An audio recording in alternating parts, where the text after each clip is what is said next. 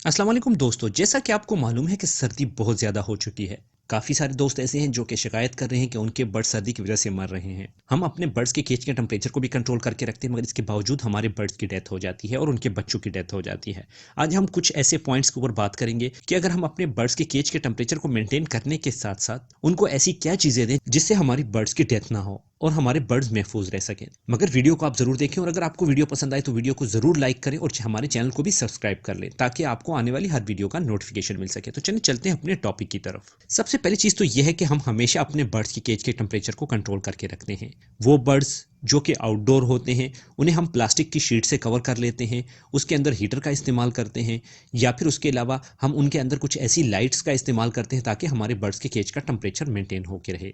अगर हम अपने बर्ड्स को सर्दी से बचा के रख सकते हैं और साथ ही साथ डायरेक्ट हवा से अपने बर्ड्स को बचा के रख सकते हैं तो काफ़ी हद तक हमारे बर्ड्स की डेथ नहीं होती। मगर प्रॉब्लम बाज़-औक़ात ये आती है कि जब बहुत ज़्यादा टेम्परेचर डाउन हो जाता है, यानी कि बाज़-औक़ात 10 से भी नीचे चला जाता है, तो हमारे केज के अंदर बहुत सारे बर्ड्स की डेथ हो सकती है और साथ ही साथ में हमारे बर्ड्स के जो बच्चे होते हैं उनका सर्वाइवल रेशियो बहुत कम हो जाता है। इस वजह से हम अपने बर्ड्स के केज के अंदर हीटर वगैरह का इस्तेमाल करते हैं या फिर लाइट्स का इस्तेमाल करते हैं, जैसा कि मैं आपको बता चुका हूँ। मगर इसके साथ-साथ हमें कुछ और भी चीज़ों की केयर करनी होगी। मिसाल के तौर पे अगर आपको पता हो जैसे कि इंसान सर्दियों के दौरान ऐसी चीज़ें खाता है ताकि उसको सर्दी कम लगे, वो ड्राई फ्रूट्स का इस्तेमाल करता है, इसके अलावा कॉफ़ी का इस्तेमाल करता है और मुख्तलिफ़ किस्म की चीज़ें जो कि सर्दियों में खाई जाती हैं ताकि उनका वजूद गर्म रहे। इसी तरह हम अपने बर्ड्स को भी सर्दियों में वो चीज़ें प्रोवाइड करेंगे जो कि हमारे बर्ड्स के वजूद को गर्म करके रखें। एक तो सबसे पहली चीज़ जो है वो मुख्तलिफ़ बर्ड्स की मिक्स सीड है, जो कि आपको पता है कि हर बर्ड्स के लिहाज से उसे मुख्तलिफ़ किस्म की मिक्स सीड प्रोवाइड की जाती है। अगर छोटे बर्ड्स होते हैं, जो छोटे बर्ड्स होते हैं उनके लिए हम कैनेरी वगैरह की मिकदार को ज़्यादा कर देते हैं या फिर इसके अलावा अलसी वगैरह की मिकदार को ज़्यादा कर देते हैं। सरसों के जो बीज होते हैं उसका इस्तेमाल करना शुरू कर देते हैं और फिश ऑयल वगैरह का इस्तेमाल करते हैं। जो हमारे पास बड़े बर्ड्स होते हैं उसके अंदर हम लोग ये चीज़ें भी इस्तेमाल करते हैं और साथ ही साथ हम उनके अंदर जो बादाम वगैरह है वो डाल देते हैं या फिर मूंगफली एक ऐसी चीज़ है जो कि बहुत आम होती है, वो हम सर्दियों के दौरान ज़्यादा इस्तेमाल करवाते हैं अपने बर्ड्स को। इसके अलावा एक चीज़ मैं आपको और बताने लगा हूँ जो कि बहुत ही इंपॉर्टेंट है। जब कभी भी हम अपने बर्ड्स को पानी प्रोवाइड करते हैं तो पानी में हमें भी कुछ चीज़ों का इस्तेमाल करना होगा। मैं आपको कुछ चीज़ें बता रहा हूँ, आप कॉपी और पेंसिल उठा लें और इन चीज़ों को नोट कर लें या फिर अपने मोबाइल के अंदर ही इन्हें लिखना शुरू कर दें। आपने करना क्या है कि सबसे पहली जो चीज़ है वो है अदरक या फिर सोंड आपने ले लेना है। जो सोंड होता है ये गरम मसाले में पाया जाता है और ये अदरक की ही एक ड्राई फॉर्म है। जितनी मैं आपको चीज़ें बता रहा हूँ ये तमाम की तमाम आपने 50-50 ग्राम लेनी है। जो दूसरी चीज़ है वो है दारचीनी। दारचीनी भी गरम मसाले वालों से आपको मिल सकती है। दारचीनी आप ले लें 50 ग्राम, मगर कोशिश करें कि आपने पाउडर हालत में नहीं लेनी, साबुत हालत में लेनी है ताकि आपको 100% कन्फर्म हो कि ये दारचीनी ही है। और जो नेक्स्ट चीज़ है वो आपने ले लेनी है काली इलायची। जो नेक्स्ट चीज़ है वो आपको कहीं से भी बआसानी मिल सकती है, वो है सफ़ेदे के पत्ते। सफ़ेदे के पत्ते भी गर्म होते हैं और इसका एक और फ़ायदा भी है जो कि मैं आगे जाके आपको बताने लगा हूँ। इन तमाम चीज़ों को आपने लेके 1 लीटर पानी के अंदर डाल के अच्छे तरीके से मिक्स कर लेना है। अच्छे तरीके से मिक्स करने के बाद आपने इसे अच्छे तरीके से बॉयल कर लेना है और उसके बाद जब ये पानी तकरीबन 1 लीटर या 1.5 लीटर रह जाए तो आपने इसे रख लेना है ताकि ये ठंडा हो जाए। जब ठंडा हो जाए तो आपने इन तमाम चीज़ों को छान लेना है और इस पानी को बाकी के पानी के अंदर एक-एक ढक्कन के हिसाब से एक-एक पॉट के अंदर आपने डाल लेना है ताकि आपके तमाम बर्ड्स को ये प्रोवाइड हो सकें। ये चीज़ आप वीक में 2 मरतबा या 1 मरतबा जो है ज़रूर करें। उसका रीज़न ये है ताकि अगर आपके बर्ड्स इसे पीते हैं तो वो गर्म रह सकें।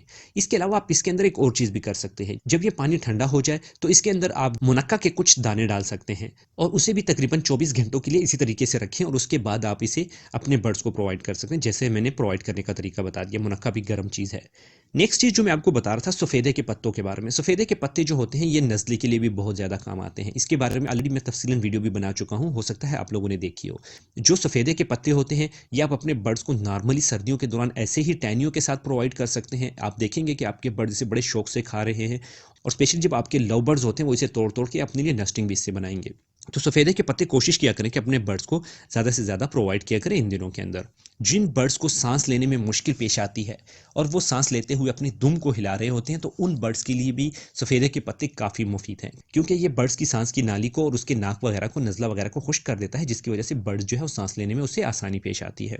इसके अलावा एक चीज़ आपने और करनी है कि जो बर्ड्स आपके आउटडोर हैं जिनके ऊपर धूप लगती है तो दिन को आपने उसे धूप ज़रूर लगवानी है ताकि आपके बर्ड्स के ऊपर धूप लगे। अगर आपके बर्ड्स ऐसे हैं जो कि इंडोर हैं, उनके ऊपर धूप वगैरह नहीं लगती और आप अपने बर्ड्स को भी डिस्टर्ब नहीं करना चाहते, तो फिर आपने एक काम और करना है। जैसे ही आपके जो बर्ड्स के बच्चे होंगे, जब ये सेल्फ हो जाते हैं, आप इन्हें अपने पेरेंट्स से अलग कर देते हैं। चूंकि ये तो बच्चे होते हैं, इनके साथ ना ही अंडे होते हैं और ना ही बच्चे होते हैं, सो इनके डिस्टर्ब होने के कोई चांसेस नहीं होते।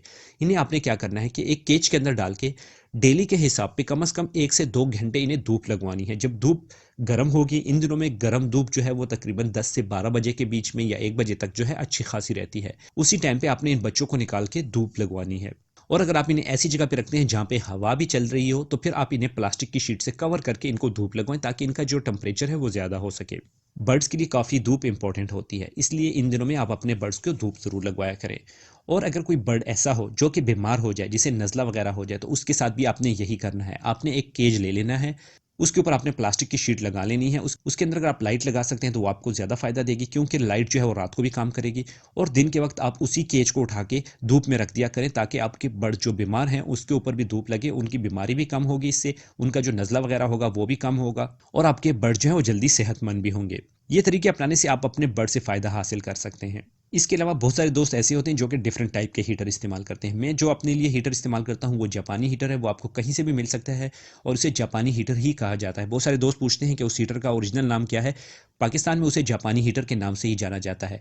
वो गैस पे चलता है, हीट जो है वो गैस की होती है और उसके अंदर इलेक्ट्रिसिटी होती है जो कि सिर्फ और सिर्फ 24 वाट की होती है, यानी कि उसका खर्चा इंतहाई कम होता है। और दूसरी उसमें अच्छी बात ये होती है कि वो आपके बर्ड्स के केज के टेम्परेचर को मेंटेन करके रख सकती है। उसके अंदर अपना ही थर्मास्टेट लगा होता है, जितने पे आप उसे लगाना चाहे वो लग सकता है और टेम्परेचर मेंटेन होते ही वो खुद ब खुद ऑफ हो जाता है। इस हीटर को मैं पिछले तकरीबन 6-7 साल से इस्तेमाल कर रहा हूँ और अभी तक मेरे पास कोई भी ऐसा इशू नहीं आया है। हाँ, अलबत्ता सिर्फ एक मसला आता है, जब कभी भी आपके पास इलेक्ट्रिसिटी चली जाती है तो तब भी आपका हीटर बंद हो जाता है, और अगर आपके पास गैस चली जाए तो तब भी आपका हीटर बंद हो जाता है। तब आपको उठ के दोबारा से हीटर को ऑन करना पड़ता है। अगर आपके पास इलेक्ट्रिसिटी है या फिर अगर आप किसी बैटरी का इस्तेमाल करते हैं या इन्वर्टर का इस्तेमाल करते हैं, तो फिर तो आपके लिए बहुत ही अच्छा है, क्योंकि अगर रात को इलेक्ट्रिसिटी जाती भी है तो तब भी आपका हीटर बंद नहीं होगा। इसे आप एलपीजी पे और एलएनजी दोनों पे इस्तेमाल कर सकते हैं, यानी कि जो आपके पास सुई गैस आती है उस पर भी आप इसे इस्तेमाल कर सकते हैं, और अगर आप सिलेंडर का इस्तेमाल करें तो तब भी आप इसे सिलेंडर पे भी इस्तेमाल कर सकते हैं। जो 10 केजी का सिलेंडर होता है वो तकरीबन 20 से 25 दिन बड़े ही आसानी के साथ निकाल लेता है। ये तो थी आज की हमारी वीडियो। उम्मीद करता हूँ कि आपको ये वीडियो पसंद आई होगी। अगर आपको वीडियो अच्छी लगी हो तो वीडियो को लाइक ज़रूर करें। अगर आपने अभी तक हमारे चैनल को सब्सक्राइब नहीं किया है तो हमारे चैनल को भी सब्सक्राइब कर लें, ताकि आपको आने वाली हर वीडियो का नोटिफिकेशन मिल सके। बाकी मिलते हैं अगली वीडियो में, तब तक के लिए अल्लाह हाफिज़।